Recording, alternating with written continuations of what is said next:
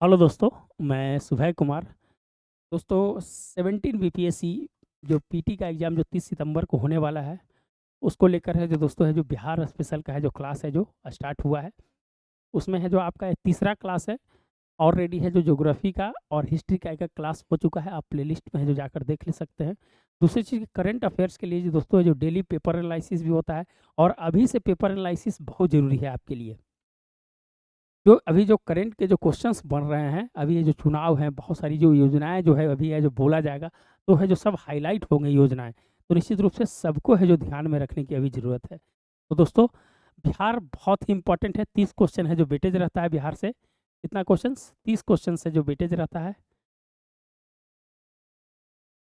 बिहार से। 30 क्वेश्चन बहुत ही इंपॉर्टेंट है, इसीलिए है जो आप है जो जरूर है जो इसको है जो ध्यान से पढ़ें। ये है जो 17 बीपीएससी स्पेशल एमसीक्यू। ये पार्ट 2 है दोस्तों, पार्ट 1 ऑलरेडी आ चुका है। और चैनल को है जो दोस्तों जरूर है जो सब्सक्राइब जरूर करें। ये आपसे है जो आपसे उम्मीद करते हैं कि जरूर है जो आप चैनल पर आए हैं तो जरूर है जो सब्सक्राइब करें, और निश्चित रूप से बहुत ही है जो फायदा होगा। चलिए, पहला क्वेश्चन है दोस्तों कि मगध में बृहद वंश का है जो संस्थापक है जो कौन था। आप है जो सिंपल क्वेश्चन है, आप है जो इस क्वेश्चन के बारे में जानते हैं, लेकिन आप जब तैयारी कर रहे हैं तो हर छोटी क्वेश्चंस को भी है जो आप है जो जरूर पढ़ें, नहीं तो कन्फ्यूजन है जो वहाँ पर क्रिएट हो जाता है। तो मगध में बृहद वंश का है जो संस्थापक कौन था? तो राजा बृहद था। आप जानते हैं दोस्तों, संस्थापक कौन था? तो राजा है जो बृहद था। तो आप है जो 1 नंबर पॉइंटर पर जा सकते हैं। अब बृहद वंश के बारे में कुछ है जो स्पेशल है जो स्पेशल चीज़ जो जानने के लिए है जो आपके लिए है जो इस प्रकार का हम पिक्टोरियल फॉर्म में लाते हैं, जिसे है जो आप है जो नई जानकारी है जो जान सकें। तो बृहद वंश पुराने के अनुसार मनु के पुत्र सुदुम थे। कौन थे? मनु के पुत्र सुदुम थे, जिनके पुत्र गया ने बिहार के गया में है जो शासन किया था। जो मनु के पुत्र थे वो है जो शासन कहाँ किया था? गया में शासन किया था। इनके वंशजों को बाद में आर्यों ने है जो समाप्त कर दिया। किसने? आर्यों ने है जो इनके वंशजों को समाप्त कर दिया था। एक अन्य मान्यता के अनुसार कुरु वंश के राजा बसु के पुत्र बृहद थे। कौन थे? राजा बसु के पुत्र है जो बृहद थे। ध्यान रखिएगा, बृहद किसके पुत्र थे? बृहद किसका पुत्र था? राजा बसु का पुत्र था। मगध में बृहद वंश की है जो उन्होंने है जो स्थापना किया। यही है जो क्वेश्चन है जो आपको हम पूछे थे। और मगध के महत्व को है जो और है जो विशेष है जो बढ़ाया। इस वंश में सामान्यतः 10 राजा हुए। इसमें बृहद वंश में कितने राजा हुए? 10 राजा हुए। इसमें बृहद के बाद सर्वाधिक प्रतापी राजा जो था उसका पुत्र जो जरासंध हुआ। जो बृहद का जो पुत्र था वो है जो जरासंध है जो सबसे ज़्यादा है जो उसके बाद है जो वहाँ प्रतापी राजा बना, ज़्यादा लोकप्रिय राजा बना। जरासंध ने आसपास के क्षेत्रों पर है जो उसका है जो प्रभाव है जो ज़्यादा है जो पड़ा था। तो मगध में बृहद वंश की है जो स्थापना है जो किसने किया था? राजा बृहद ने किया था। और उनके जब आप बात करें तो उनके जो पुत्र थे कौन थे? राजा जरासंध थे। वो है जो उनके बाद सबसे ज़्यादा है जो लोकप्रिय हुए। और बृहद वंश में कुल कितने राजा हुए? तो 10 राजा हुए। तो यहाँ से 3-4 क्वेश्चन है जो आपसे बनेगा, तो आप है जो जरूर है जो इसको है जो ध्यान रखिएगा। चलिए आगे और कुछ इन्फॉर्मेशन के साथ चलिए। बृहद वंश का अंतिम शासक कौन था? एक क्वेश्चन ऑलरेडी है जो बीपीएससी 64 और 67 में भी है जो दोस्तों है जो क्वेश्चन है जो पूछ चुका है। बीपीएससी का ये फेवरेट क्वेश्चन है, ये वीवीआई क्वेश्चन है ये बीपीएससी का, तो ध्यान रखिएगा। चलिए, तो बृहद वंश का है जो अंतिम शासक है जो कौन था? तो बृहद वंश का जो अंतिम शासक था वो है जो दोस्तों है जो कौन था? रिपुंजय था। कौन था? अब तीसरे नंबर पॉइंटर पर चले जाइए। तो है जो रिपुंजय था। कौन था? बृहद वंश का जो अंतिम शासक कौन था? वो है जो रिपुंजय था। चलिए इसके जो पॉइंटर पर आगे बढ़ते हैं। अब है जो आइए क्या कहता है, बृहद वंश का अंतिम शासक कौन था? रिपुंजय था। जो क्वेश्चन है जो पूछा गया, जो क्वेश्चंस इंपॉर्टेंट है वही क्वेश्चन है जो आपके सामने लाए हैं, जिसको उन्हें के एक मंत्री राजा पुलिक ने मारकर अपने पुत्र को है जो राजा बना दिया। एक अन्य दरबारी महिये ने पुलुक एवं उसके पुत्र को मारकर अपने पुत्र बिंबिसार को है जो गद्दी पर बैठाया था। याद रखिएगा, इसके बाद है जो बिंबिसार का है जो समय आता है। बृहद वंश के समय मगध की राजधानी कहाँ थी? बसुमती थी, गिरिब्रिज थी और कुशाग्रपुर थी। उसी को बसुमती, गिरिब्रिज या है जो कुशाग्रपुर है जो कहा जाता है। तो बृहद वंश का जो अंतिम शासक था वो कौन था? रिपुंजय था। यह है जो वीवीआई क्वेश्चन है, ध्यान रखिएगा, जिसको उसके एक मंत्री पुलिक ने है जो मारकर अपने पुत्र को है जो राजा बना दिया। एक अन्य दरबारी महिक ने पुलिक एवं उसके पुत्र को मारकर अपने पुत्र को बिंबिसार, जानते हैं कि उस समय अपने पुत्र को ही मारकर अपने बाप को मारकर, अपने पुत्र को मारकर है जो राजा बनता था। तो उस समय की है जो इस तरह की है जो व्यवस्थाएं थी। तो दोस्तों है जो बृहद वंश का जो अंतिम शासक था वो कौन था? रिपुंजय था, ध्यान रखिएगा। और मगध वंश की राजधानी कहाँ थी? ग्रीवस थी, कुशाकपुर थी। आप है जो वहाँ पर है जो ध्यान दीजिएगा। तो ये सब क्वेश्चन है जो आपको पूछा जाता है। चलिए आगे है, मगध में हर्यक वंश का है जो संस्थापक कौन था? तो मगध में हर्यक वंश का, अब है जो जानते हैं कि इससे पहले जो हम पढ़े तो बिंबिसार का आ गया। तो कौन था मगध में हर्यक वंश का है जो संस्थापक कौन था? तो है जो राजा बिंबिसार था। कौन था? राजा बिंबिसार था। अब यहाँ से है जो हमने वहाँ के बाद हर्यक वंश आ गया। आप एक ट्रिक जानते हैं ना, हसन मासुका। हर्यक वंश, शिशुनाग वंश, फिर है जो दोस्तों है जो नंद वंश, मौर्य वंश, शुंग वंश और है जो कर्ण वंश। ये है जो इस प्रकार का है जो ट्रिक है जो आप ध्यान रखिएगा, कभी कभी मिलाने के लिए पूछ देता है। तो हसन मासुका, ध्यान रखिएगा। ह से हर्यक वंश, स से सुनाग वंश, न से नंद वंश, मा से मौर्य वंश, सु से शुंग वंश और क से है जो कर्ण वंश। आप है जो इसको है जो ध्यान रखिएगा। चलिए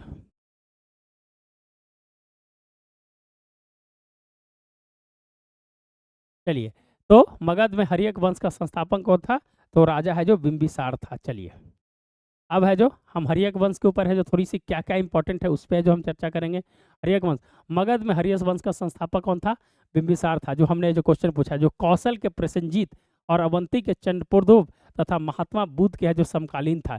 यह जो कौशल के प्रसेनजीत, अवंती के चंद्रप्रद्योत तथा महात्मा बुद्ध के है जो समकालीन था। कौन था? बिंबिसार। महावंश के अनुसार बिंबिसार को मात्र 15 वर्ष की आयु में उसके पिता महीय ने 544 ईसा पूर्व में सिंहासन पर बैठा दिया था। एक क्वेश्चन आपको पूछ देता है कि बिंबिसार को कब है जो गद्दी पर बैठाया गया था? तो 15 वर्ष की उम्र में है जो उसके है जो उसको गद्दी पर बैठाया गया था। ध्यान रखिएगा। बिंबिसार ने 492 ईसा पूर्व तक है जो मगध पर है जो शासन किया। कब तक? 492 ईसा पूर्व तक है मगध पर शासन किया। वस्तुतः बिंबिसार ने ही मगध साम्राज्य के उत्कर्ष की शुरुआत की और उसने मगध एवं अंग के बीच की शत्रुता को भी है जो समाप्त किया।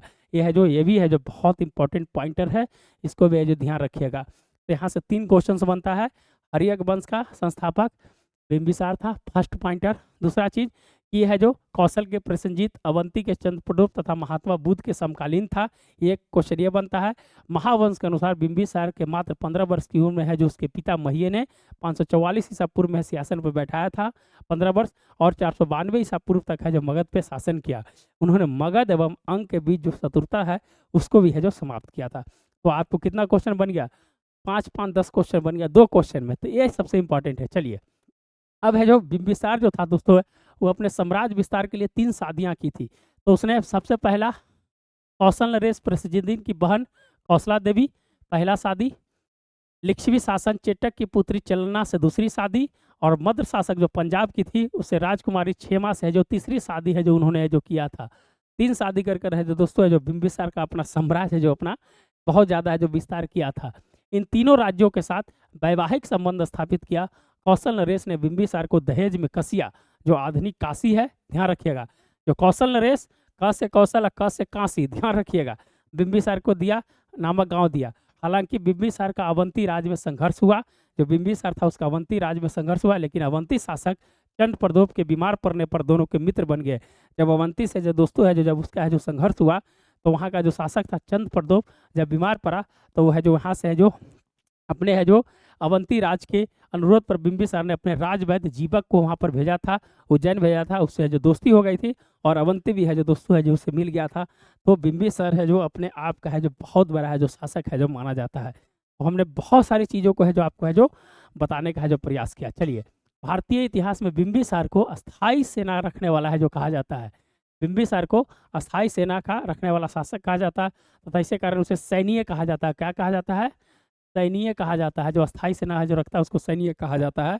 उसने पहली बार सेना में हाथी का उपयोग किया और बिंबिसार ने अपने बड़े पुत्र, देखिए याद रखिएगा, बिंबिसार का जो बड़ा पुत्र था उसका नाम था दर्शक। उसको उत्तराधिकारी घोषित जब कर दिया तो उसके छोटे पुत्र जो आधार शत्रु ने है जो बिंबिसार को बंदी गृह में डाल दिया और स्वयं को मगध का है जो शासक बन गया। देखिए दोस्तों, यहाँ पर है जो अपने जब बड़े भाई को है जो बड़े बेटे को जब है जो शासक घोषित किया दर्शक को, तो छोटे बेटे ने है जो उसका क्या किया, उसके विरुद्ध है जो एक संज्ञान एक है जो मैंने एक षड्यंत्र रचा, उसको है जो बंदी गृह में डाल दिया, और बंदी गृह में डालने के बाद मगध का राजा है जो बन गया। तो बिंबिसार के बारे में इससे ज़्यादा है जो क्वेश्चन है जो आपको है जो नहीं पूछेगा। हमने है जो इसकी पूरी कुंडली है जो आपको है जो बताने का है जो प्रयास किया। चलिए तीसरा क्वेश्चन, मगध की राजधानी राजगिरी का वास्तुकार कौन था? बार बार क्वेश्चन है जो पूछा जाता है, इसलिए इस क्वेश्चन को है जो आप है जो घोट कर पी जाइए, इसको है जो दवाई की तरह है जो आप घोट कर पी जाइए। मगध की राजधानी राजगिरी का वास्तुकार कौन था? तो महागोविंद था। कौन था दोस्तों? महागोविंद था। चलिए अब इसके है जो एक्सप्लेनेशन पर आते हैं। हम आपको पूरी तरह से है जो एश्योर करते हैं कि आपको है जो बीपीएससी के अंदर में बिहार स्पेशल्स और जितने भी क्वेश्चंस जो इस सीरीज यहाँ पर चलेंगे, आपका कोई भी क्वेश्चन है जो नहीं छूटेगा। चलिए, मगध की राजधानी राजगिरी का निर्माण महागोविंद नामक वास्तुकार ने किया था। देखिए यही क्वेश्चन है जो बन गया, यही है जो आपका आंसर हो गया। चलिए, है ना, कौन किया था? महागोविंद ने किया था। बिंबिसार के दरबार में था। बौद्ध स्रोतों के अनुसार अजातशत्रु को अपने पिता का हत्यारा माना जाता है, लेकिन जैन स्रोत है जो इससे सहमत नहीं है। देखिए दोस्तों, जो कहा जाता है कि अजातशत्रु है जो अपने जो पिता का हत्यारा माना जाता है, उसमें जो बौद्ध ग्रंथ सहमत है, लेकिन है जैन स्रोत है जो इससे सहमत नहीं है। और राजगिरी का जो निर्माण है जो किसने करवाया था? महागोविंद ने करवाया था। चलिए, गंगा, गंडक और सोन नदी पर किस शहर की स्थापना? शहर ऐसे होता है। गंगा गंडक सोन नदी पर है जो किस शहर की है जो स्थापना किया गया था? तो आप जानते हैं दोस्तों कि पाटली ग्राम का है जो स्थापना है जो गंगा गंडक है जो सोन नदी पर है जो किया गया था। देखिए अजातशत्रु कैसे करता है, इस पे है जो हम बताते हैं। आगे बढ़ते हैं। अजातशत्रु ने 492 ईस्वी से 460 ईस्वी तक है जो शासन किया, और इस दौरान दो महत्वपूर्ण युद्ध लड़े। पहला युद्ध कौशल नरेश प्रसेनजीत के साथ है लड़ा।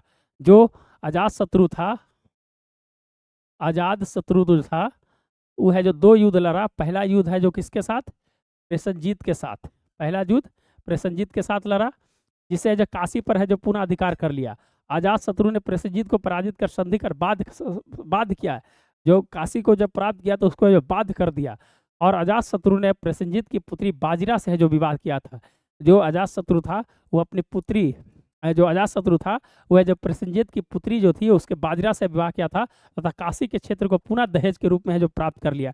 अगर वैसे नहीं दोगे तो है जो उसकी बेटी से ब्याह करके कहा कि भैया तुम दे दो, अब है जो हम नहीं छोड़ेंगे। दूसरा युद्ध बज्जित संघ, पहला प्रसेनजीत और दूसरा है जो बज्जित संघ, यह जो ध्यान रखिएगा। बज्जित संघ के साथ है जो दूसरा युद्ध हुआ और वैशाली पर अधिकार किया। जब बज्जी के साथ किया तो वैशाली पर। पहला में वो काशी लिया। काशी कैसे कैसे लिया? पहला तो है जो प्रसेनजीत से लड़ा, उसको बाध्य कर दिया। अब भाई उससे है जो फिर काशी ले लिया। लेकिन दोस्तों है जो उसकी जो पुत्री थी बाजिरा प्रसेनजीत की, उससे है जो उसका अजातशत्रु का विवाह हो गया और कहा कि भैया दहेज के रूप में दे दो, हम ऐसे नहीं लेंगे, दहेज के रूप में दे दो। और दूसरा युद्ध जो है दोस्तों बज्जी के साथ हुआ और वैशाली है जो उससे प्राप्त कर लिया। सुविधा के लिए अजातशत्रु ने गंगा गंडक सोन नदियों के संग पर पाटली ग्राम, यही क्वेश्चन था आपसे पूछा गया था, यही इसका आंसर है, एक सैनिक छावनी का निर्माण कराया जो कालांतर में पाटलिपुत्र के नाम से विख्यात हुआ और मगध साम्राज्य की है जो राजधानी भी है जो बना। तो इतना तोड़ के जो पढ़ा रहे हैं दोस्तों, निश्चित रूप से है जो कहीं आपकी गलती होने की चांस ही नहीं है कि नहीं। चलिए आगे है, शिला कंटक और रथ मुसल शस्त्र की खोज है जो किसके समय हुआ था? कौन सा? शिला कंटक और रथ मुसल है जो शस्त्र ऐसे लिखाता है, टाइपिंग मिस्टेक है। शस्त्र की खोज किस शासक के समय में हुआ? तो दोस्तों है जो अजातशत्रु के समय में है जो ये है जो लोहे के था, शिला कंटक और रथ मुसल। चलिए अजातशत्रु के समय ही है जो हम है जो आगे पढ़ते हैं। अजातशत्रु ने पिता को साम्राज्यवादी नीति को आगे बढ़ाया। जो अजातशत्रु का जो पिता था उसकी जो नीति को ही आगे बढ़ाया। उसने युद्धास्त्र में उसने शस्त्र के रूप में सील कंटक और रथ मुसल जैसे है जो नवीन शस्त्रों की खोज की। अजातशत्रु के बाद 460 ईस्वी में उदय भद्र या उदयन उसको नाम कहा जाता है, मगध की गद्दी पर बैठा और 144 ईस्वी तक शासन किया। महावंश के अनुसार राजगिरी के स्थान पर उसने पाटलिपुत्रा को है जो अपनी राजधानी बनाया। उदयन है जो राजगिरी से लाकर है जो दोस्तों है जो अपनी राजधानी पाटलिपुत्र को है जो बनाया, तथा यहाँ एक किले का भी निर्माण करवाया। पाटलिपुत्रा को कुसुमपुर के नाम से भी जाना जाता है। उदयन के उत्तराधिकारी दुर्लभ और आयोग थे। जो उदयन के जो उत्तराधिकारी थे आयोग थे। महावंश के अनुसार ये सभी पितृहंता भी जो है जो अपने पिता की हत्या करके बना था। अतः प्रजा ने उनकी सत्ता को 412 ईस्वी में अंत कर दिया और हर्यक वंश का अंतिम शासक नागदशक बना। हर्यक वंश का अंतिम शासक हमने बिंबिसार से लेकर नागदशक थे तक है जो हमने है जो अपनी है जो पड़ाव है जो लाकर छोड़ दिया और है जो बहुत ही इंपॉर्टेंट था। इसलिए है जो दोस्तों है जो इस जो स्क्रीनशॉट लेते हैं इससे है जो क्या होता है कि आप है जो उस चीज़ को है जो और है जो एलोबरेट करके है जो पढ़ सकते हैं। इसीलिए है जो दोस्तों है जो इसको है जो हम बनाते हैं। अगर इसका पीडीएफ चाहिए तो आप कमेंट बॉक्स में दीजिए, सब्सक्राइब कीजिएगा, ऑटोमेटिक है जो आपका एक लिंक मिलेगा, वहाँ पर है जो चला जाएगा। सब्सक्राइब लेकिन करना पड़ेगा, उसके बाद है जो कमेंट कीजिएगा, मिल जाएगा आपको। चलिए, शिशुनाग वंश की है जो राजधानी है जो कहाँ थी? अब है जो दोस्तों आप जानते हैं शिशुनाग वंश की राजधानी कहाँ थी? वैशाली थी। शिशुनाग वंश की राजधानी वैशाली थी। कहाँ थी? वैशाली थी। पाटलिपुत्रा में है जो कन्फ्यूजन होता है, सबसे पहले है जो अजातशत्रु उसको बनाया, फिर है जो दोस्तों उद्यन है जो राजगिरी से लाकर है जो पाटलिपुत्र है जो बनाया। अब है जो शिशुनाग वंश, हर्यक वंश खत्म हो गया, अब है जो शिशुनाग वंश। तो शिशुनाग वंश ने अपनी राजधानी को कहाँ बनाया था? वैशाली बनाया था। कहाँ पर बनाया था दोस्तों? वैशाली में। चलिए अब शिशुनाग वंश के ऊपर है थोड़ा सा प्रकाश डालते हैं। शिशुनाग वंश, हर्यक वंश का अंतिम शासक नाथ दस्तक को पदच्युत करके काशी के गवर्नर शिशुनाग ने, ये याद रखिएगा, शिशुनाग कहाँ था? काशी के गवर्नर। ये है जो क्वेश्चन पूछा हुआ है, ये क्वेश्चन, काशी के गवर्नर शिशुनाग ने 412 ईस्वी में शिशुनाग वंश की स्थापना की तथा वैशाली को है जो अपनी राजधानी बनाया। हमने अभी बताया था कि वैशाली को है जो अपनी है जो राजधानी बनाया। शिशुनाग ने अवंती राज पर विजय प्राप्त कर अवंती मगध को संघर्ष को पूर्ण रूप में है जो समाप्त कर दिया। उसने है जो अवंती और मगध को, जिसे बिंबिसार ने अंग को है जो अंग और मगध के बीच जो चल रहा था उसको खत्म कर दिया, और शिशुनाग ने अवंती और मगध के संघर्ष को पूर्ण रूप से समाप्त कर दिया। इस समय बौद्ध एवं कौशल को भी है जो मगध साम्राज्य में मिला लिया। और शिशुनाग का उत्तराधिकारी कालाशोक था जो काकरविन के नाम से जो प्रसिद्ध हुआ। अपने अल्पकालिक शासन में ही कालाशोक ने पाटलिपुत्र को मगध की अस्थायी राजधानी बना दिया। जो कालाशोक था वो है जो पाटलिपुत्र को है जो मगध की है जो अस्थायी राजधानी किसने बनाया? तो है जो कालाशोक ने बनाया। ये सब है जो क्वेश्चन है जो दोस्तों है जो ये सब बुक में है जो नहीं मिलेगा, ये सब स्क्रीनशॉट लिया हुआ क्वेश्चन है, बहुत इंपॉर्टेंट है। चलिए, महापदानंद का सबसे प्रमुख अभियान कहाँ था? नंद वंश का है जो दोस्तों आप जानते हैं, जो महापदानंद था ये है जो बहुत शक्तिशाली राजा था। एकारट की उपाधि से है जो सब छत्रांतक है जो कहा जाता है। ये है जो दोस्तों है जो इनकी इनकी जो चमक धमक जो थी उस समय है जो बहुत बड़ी चमक धमक थी महापदानंद की। तो महापदानंद का है जो सबसे प्रमुख जो अभियान जो था दोस्तों कहा था, वो है जो कलिंग था। उसका कहाँ था? कलिंग था जो सबसे है जो उसका है जो प्रमुख अभियान था। चलिए हम नंद वंश के बारे में थोड़ा सा देख लेते हैं। शिशुनाग वंश की सत्ता पर अधिकार करके महापदानंद ने 344 ईसा पूर्व में नंद वंश की स्थापना की। महापदानंद का सबसे प्रमुख अभियान कलिंग विजय था। यही क्वेश्चन है जो आपसे पूछा हुआ था और यही है जो आंसर है, जिसमें विजय स्मारक के रूप में कलिंग से जीन की मूर्ति उठा लाया था और हाथी गुफा अभिलेख में महानंद पर द्वारा कलिंग में एक नहर का निर्मित है जो कराए जाने की बात है। ये भी क्वेश्चन है जो दोस्तों है जो बीपीएससी में पूछा गया है कि कलिंग में है जो नहर का निर्माण का है जो किसके द्वारा है जो उल्लेखित किया गया है? तो महापदानंद के द्वारा है जो उल्लेखित है जो किया गया है। पुराने के अनुसार महापदानंद को ब्राह्मणों का विरोधी एवं क्षत्रियों का क्षत्रिय विनाशक कहा जाता है, इसलिए अखी छत्रांतकी अवश्य सब छत्रांतक के रूप में है जो इसे है जो जाना जाता है। चलिए, हमने जो सब बताया था वही चीज़ है। एकारट की उपाधि आप देखिए, जैसे ही हम क्वेश्चन पढ़े आप है जो मार दीजिए महापदानंद। एकारट की उपाधि है जो मिला था किसको? महापदानंद को। देख लीजिए, हम पुराणों के अनुसार महापदानंद ने ब्राह्मण के विरोधी एवं क्षत्रियों का विनाशक होने के कारण अखिल शब्द शतरांका कहा जाता है। महापदानंद स्वयं को एकारट की उपाधि धारण की और वह शूद्र जाति का था। भारतीय इतिहास का प्रथम शूद्र शासक माना जाता है। नंद वंश में कुल कितने शासक हुए? 9 शासक हुए, जिसमें अंतिम शासक है जो घनानंद था। हालांकि वह जनता के बीच सर्वाधिक है जो अलोकप्रिय था। जो है जो घनानंद सबसे है जो अलोकप्रिय था, लेकिन अपनी सैन्य शक्ति को देखते हुए सिकंदर की सेना ने मगध पर आक्रमण करने से जो मना कर दिया था। जो सिकंदर की सेना थी मगध पर आक्रमण करने से जो मना कर दिया था जो घनानंद की सेना को देखकर। किंवदंती के अनुसार घनानंद ने चाणक्य नामक एक ब्राह्मण को अपने दरबार में बेइज्जत किया था। जो घनानंद था वो है जो अपने है जो एक चाणक्य जो था विद्वान, उसको है जो अपने दरबार में बेइज्जत किया था। इसी चाणक्य ने चंद्रगुप्त मौर्य की मदद से नंद वंश को समाप्त कर मौर्य वंश की है जो उसने स्थापना किया। तो दोस्तों है जो ये है जो आपका है जो क्वेश्चन है जो यही क्वेश्चन था, जिसको है जो हम है जो आपको पढ़ाने के लिए है जो मगध वंश खत्म हो गया। इसमें है जो आपके 10 से 12 क्वेश्चन थे जो इंपॉर्टेंट थे, जो हमको बताए थे। ये मगध शासन के उत्कर्ष के कारण थे। वो है जो किस प्रकार से है जो फर्टाइल जगह था, वो इसीलिए है जो वहाँ पर है जो ज़्यादा शासक है जो रहना चाहते थे। वहाँ पर विकास समृद्धि का है जो सबसे बड़ा है जो एक जरिया था। तो दोस्तों है जो इसमें कहा जाता है कि राजगिरी और पाटलिपुत्र है जो सबसे सुरक्षित थी। कौन थी? राजगिरी और पाटलिपुत्र है जो सबसे ज़्यादा है जो सुरक्षित थी। राजगिरी और पाटलिपुत्रा है जो सबसे ज़्यादा सुरक्षित थी। इसलिए राजगीर जो था दोस्तों है जो 5 पहाड़ी से घिरा हुआ था, इसलिए ज़्यादा सुरक्षित था। और है जो गंगा, गंडक और सोन पर है जो दोस्तों कौन था, यह जो पाटलिपुत्रा था, ये बहुत ही फर्टाइल जगह था दोस्तों, इसलिए बहुत ही ज़्यादा महत्वपूर्ण था। इसीलिए है जो दोस्तों है जो राजगिरी जहाँ 5 पहाड़ियों से घिरा था, वही पाटलिपुत्रा 4 नदियों गंगा, गंडक, सोन, पनपुर से घिरा जलदुर्ग था। इसे अतिरिक्त मगध में ऐसे युग महत्वाकांक्षी शासकों जैसे मगध साम्राज्य के विकास को संभव बनाया है। तो दोस्तों आज है जो मगध वंश की है जो कहानी है जो यहीं खत्म होती है, और उम्मीद करते हैं कि कल इसी तरह से जो वीडियो है जो आपका आएगा। और अगर वीडियो अच्छा लगता है दोस्तों तो ज़रूर है जो सब्सक्राइब है ज़रूर करें, हम आपसे उम्मीद करते हैं। तो दोस्तों मिलते हैं नए वीडियो के साथ। धन्यवाद। धन्यवाद दोस्तों।